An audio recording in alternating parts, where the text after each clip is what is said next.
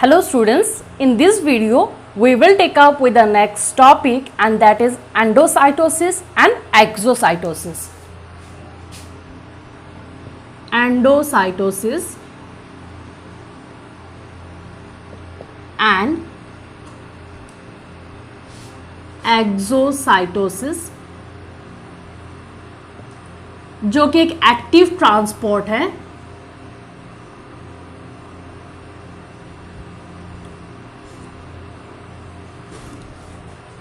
सबसे पहले हम बात करेंगे एंडोसाइटोसिस की।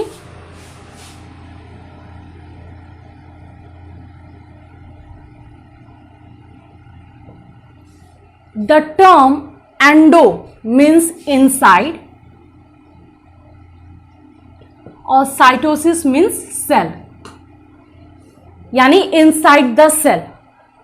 कोई भी सॉलिड फूड पार्टिकल्स या फ्लूइडी सब्सटेंसेस हमारे एक्सटर्नल इन्वायरमेंट से इनसाइड द सेल आ रहा है, that process is termed as endocytosis, यानी बिग सब्सटेंसेस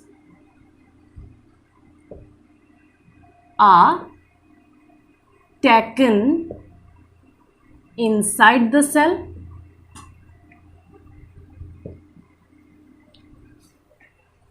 ये जो एंडोसाइटोसिस है ये दो तरीके की होती हैं। अगर इनमें सॉलिड फूड पार्टिकल्स इनटेक किया गया है तो उसको हम कहेंगे फैगोसाइटोसिस, और अगर उसमें लिक्विड पार्टिकल्स का इनटेक हुआ है तो उसको हम कहेंगे पिनोसाइटोसिस।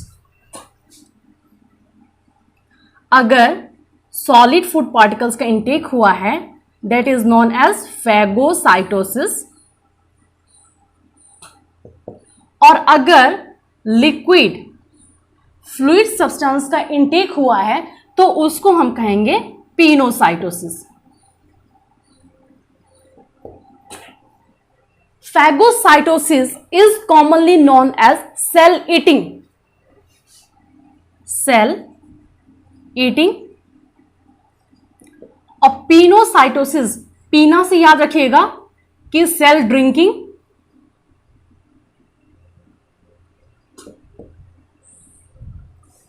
अब कैसे इसमें सब्सटेंसेस एंटर करते हैं इसको देख लेते हैं। ये जो है हमारा plasma membrane, this plasma membrane go is in folding, एक फोल्डिंग लाइक स्ट्रक्चर क्रिएट होती है। Consider this as a food particle, solid food particle है।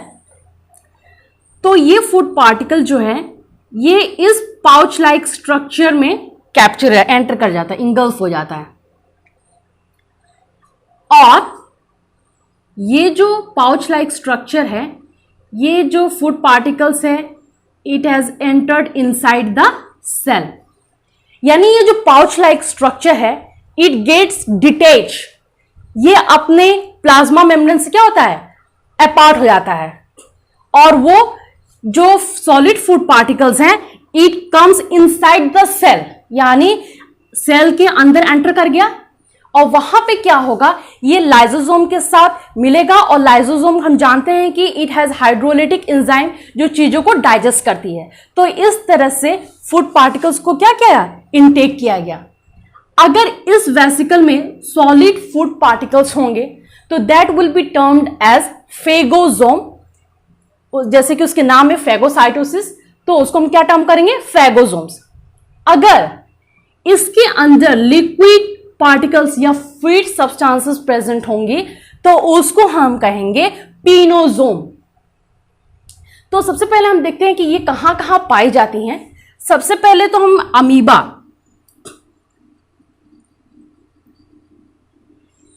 अमीबा को जब अपने फूड पार्टिकल्स को कैप्चर करना होता है तो वो क्या करता है, अपने प्लाज्मा मेम्ब्रेन से एक इनफोल्डिंग क्रिएट करता है, यानी एक सीडोपोडिया फॉल्स फीट क्रिएट करता है, और उसके थ्रू जो फूड पार्टिकल्स हैं वो क्या होती है, एंटर कर जाती हैं इनसाइड द सेल, और वो लाइसोसोम के साथ डाइजेस्ट हो जाएंगी इनसाइड द सेल।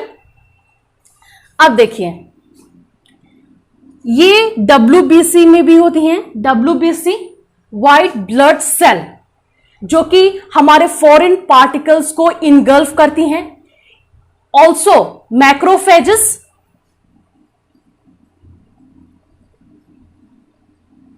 जो कि हमारी डेब्रिज या फिर डेड सेल, इनको क्या करती हैं, इनगल्फ कर लेती हैं, और वो engulf it may be in the form of pathogens also, amoeba, WBC and macrophages.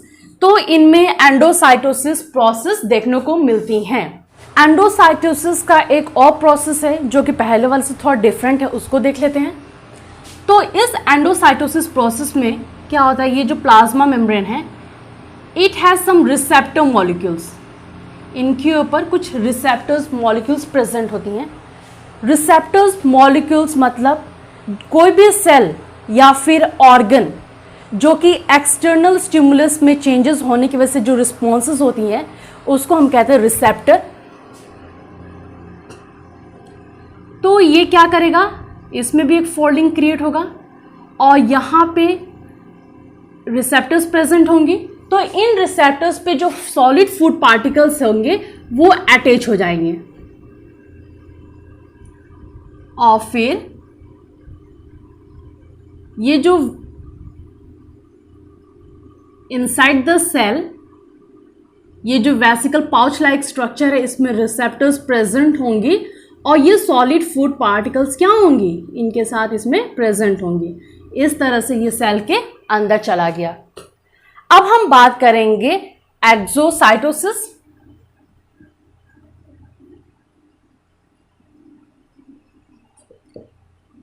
एक्सो का मतलब है आउटसाइड, साइटोसिस मीन्स सेल, यानी आउटसाइड द सेल। ये प्रोसेस तब टेक्स प्लेस करता है जब कोई भी अनडाइजेस्टेड फूड पार्टिकल या वेस्ट मटेरियल को हमें बाहर भेजना होता है, outside the cell. That process is termed as exocytosis. इसमें क्या होंगी, जो वेसिकल, इसमें अनडाइजेस्टेड मटेरियल प्रेजेंट होंगे। तो यहां पे इस प्रोसेस में there is a fusion between the vesicle and the plasma membrane. और यहां पे क्या होगा,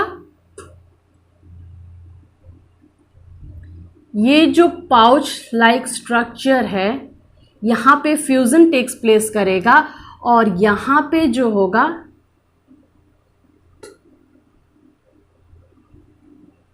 सेल क्या करेगी, अपने पार्टिकल्स को आउटसाइड द सेल भेज देगी बाहर।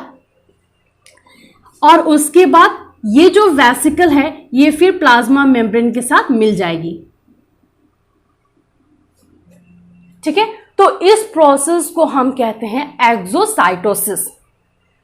अब देखिए, ये इसको हम एक्टिव ट्रांसपोर्ट क्यों कहते हैं। During the process of endocytosis and exocytosis इनकी शेप्स चेंज हो रही हैं।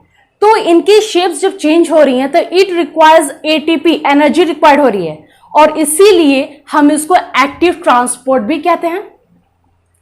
एंडोसाइटोसिस और एक्सोसाइटोसिस को हम कलेक्टिवली बल्क ट्रांसपोर्ट भी कहते हैं। इन दोनों को हम कलेक्टिवली बल्क ट्रांसपोर्ट भी कहते हैं।